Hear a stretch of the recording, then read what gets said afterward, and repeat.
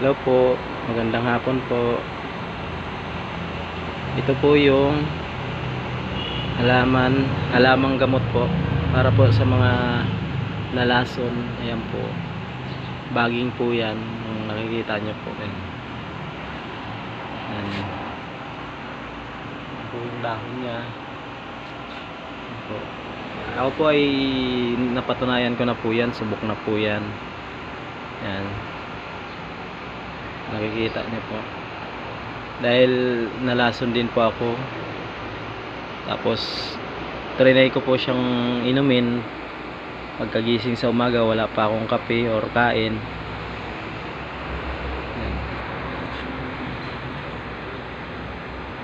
Pinakuluan ko lang po ang gamot niyan. Ang gamot niyan po ang talagang gamot, at hindi po yung dahon, at saka hindi din po yung baging. Gamot po yung ugat.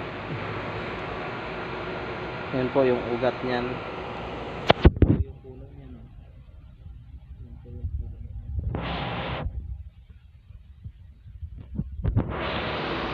Sa gusto pong malaman kung ano po ang pangalan niyan, ay tinatawag yan sa amin na dakmulan, kasi sa Bisaya dakmulan. Iwan ko lang po kung anong pangalan sa inyo yan.